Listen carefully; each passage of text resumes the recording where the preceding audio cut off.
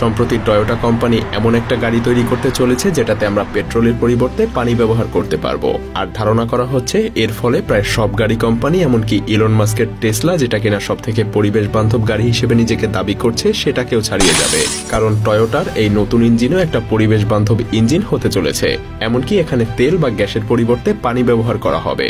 আরো অবাক করা ব্যাপার হলো এই ইঞ্জিন থেকে ধোয়ার পরিবর্তে পানি বের হবে, আবার সেই পানি দিয়েই গাড়ি চালানো যাবে। সবচেয়ে মজার ব্যাপার হলো এই পানি কিন্তু বর্তমান সময়ে মেটাল বা ইঞ্জিনের সবচাইতে বড় শত্রু। কখনো ভুলেও যদি এই পানি ইঞ্জিনের মধ্যে চলে যায় তাহলে সেই ইঞ্জিন পরবর্তীতে পুরোপুরিভাবে অকেজো হয়ে পড়ে। তাহলে এখন প্রশ্ন হলো টয়োটা কিভাবে ইঞ্জিনের এই সব থেকে বড় শত্রুকে বন্ধুতে রূপান্তরিত করবে। তো চলুন দেখে নেওয়া যাক টয়োটা কিভাবে তাদের পানি চালিত ইঞ্জিন দিয়ে পুরো পৃথিবীর চিত্র পাল্টে দিতে যাচ্ছে। টয়োটা হলো এমন একটা কোম্পানি যারা কখনোই কোনো ট্রেন্ড ফলো করে না, বরং তারা নিজেরাই একটা ট্রেন্ড তৈরি করে যেটা অন্যান্য বড় কোম্পানিগুলো ফলো করে। আর এজন্যই তাদের একমাত্র ফোকাস হলো ইনোভেশন বা নতুনত্বে। আর তাই তো 1990 সালে যখন পুরো পৃথিবী ইলেকট্রিক গাড়ির কথা চিন্তায় আনতে পারছিল না, তখন টয়োটাই পৃথিবীর প্রথম হাইব্রিড ইলেকট্রিক গাড়ি টয়োটা প্রিয়াস লঞ্চ করে বসে। আর এভাবেই টয়োটা গাড়ির বাজারে ইভিএস বা ইলেকট্রিক গাড়ির একটা ট্রেন্ড সেট করে দেয়। কিন্তু টয়োটা নিজেই নিজেদের এই সাফল্যে খুশি হতে পারছিল না, কারণ টয়োটার সেই ইলেকট্রিক কার যখন পুরো পৃথিবী জুড়ে পরিচিত হচ্ছিল তখন তারা এই গাড়িতে বড় কিছু সমস্যা দেখতে পায়। আর তখনই টয়োটা এই গাড়ির উৎপাদন বন্ধ করে দেয়। কিন্তু কি ছিল সেই সমস্যা, যেটা ঠিক না করে বরং গাড়ি তৈরি করাই বন্ধ করে দিতে হলো? মূলত টয়োটা যখন তাদের টয়োটা প্রিয়াসকে পুরোপুরি ভালোভাবে পরীক্ষা করে তখন তারা দুইটা বড় সমস্যা দেখতে পায়। প্রথমত, ইলেকট্রিক কার একটা পরিবেশ বান্ধব গাড়ি হলেও একে চার্জ করার জন্য চার্জিং স্টেশনগুলোতে যে শক্তি জমা করা হয় সেগুলো কয়লা, প্রাকৃতিক গ্যাস, ডিজেল এগুলো থেকেই আসে, যেগুলো পরিবেশ দূষণের অন্যতম বড় কারণ। দ্বিতীয়ত, ইলেকট্রিক গাড়িতে যে ব্যাটারি ব্যবহার করা হয় সেটা তৈরি করা হয় লিথিয়াম, কোবাল্ট, নিকেলের মতো মেটাল দিয়ে। আর এইসব মেটাল থেকে একটা ব্যাটারি তৈরি করতে যে পরিমাণ জ্বালানি পোড়াতে হয় সেটা দিয়ে বরং দুইটা সাধারণ গাড়ি পুরোপুরিভাবে তৈরি হয়ে যাবে।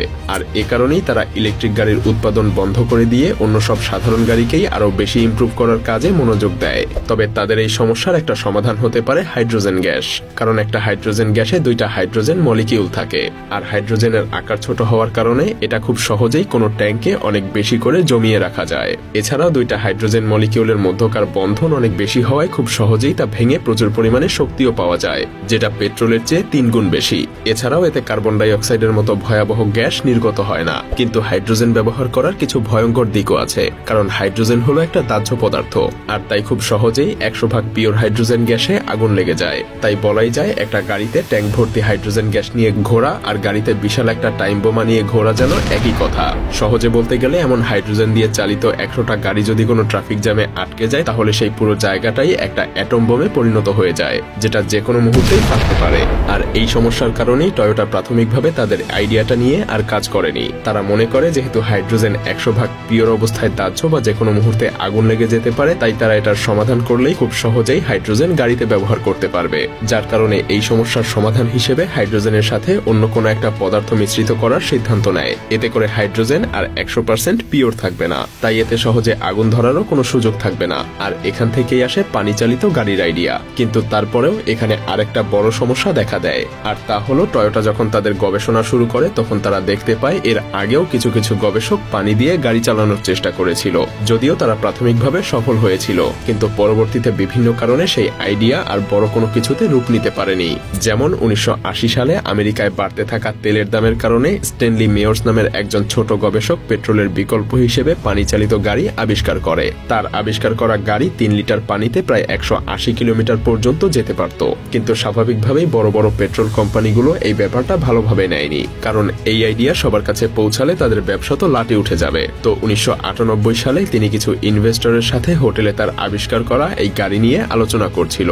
তখন হঠাৎ করেই তার গলা শুকিয়ে আসতে শুরু করে। তিনি দৌড়ে হোটেল থেকে বাইরে চলে আসেন। কেউ তাকে কোনো রকম সাহায্য করার আগেই রাস্তাতেই তার মৃত্যু হয়ে যায়। আর সবথেকে ভয়ানক ব্যাপার হলো তার মৃত্যুর কিছুদিন পরেই তার বানানো গাড়ি আর তার সব ডিজাইন তার গ্যারেজ থেকে হাওয়া হয়ে যায়। কে বা কারা এমনটা করতে পারে তা সহজেই ধারণা করা যায়। বলা হয় সেই গাড়ির ডিজাইন যদি আজ থাকতো তাহলে বিদ্যুৎ চালিত গাড়ির আর কোনো অস্তিত্বই থাকতো না। এখানেই শেষ না, মেয়র্সের আবিষ্কার করা গাড়ির পর বিশ্বে আরো অনেকেই পানি দিয়ে চলা গাড়ি আবিষ্কারের চেষ্টা করেছিল।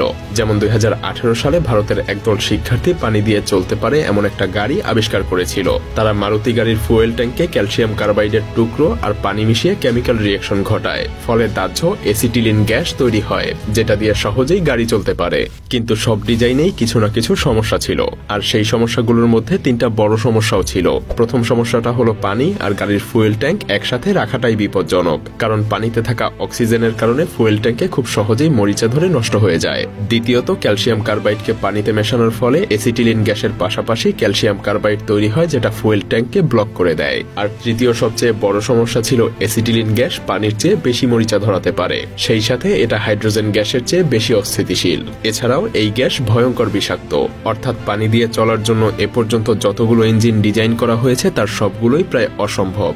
তাহলে টয়োটা কিভাবে তাদের পানি দিয়ে চালিত এই ইঞ্জিন ডিজাইন করলো? এখানেই প্রমাণ পাওয়া যায় টয়োটার ইঞ্জিনিয়ারদের দক্ষতা। তারা তাদের প্রথমের সেই ব্যর্থতা ঝেড়ে আবার পুরোদমে নতুনভাবে শুরু করে। পেট্রোল চালিত engine, hydrogen engine, electric engine, এই সবকিছু নিয়েই তারা আবার গবেষণা শুরু করে। তারা সেই গবেষণা থেকেই ইঞ্জিন 3টার সব থেকে ভালো দিকগুলোর সংমিশ্রণের মাধ্যমে পানি দিয়ে চালিত সক্ষম ইঞ্জিন তৈরি করে।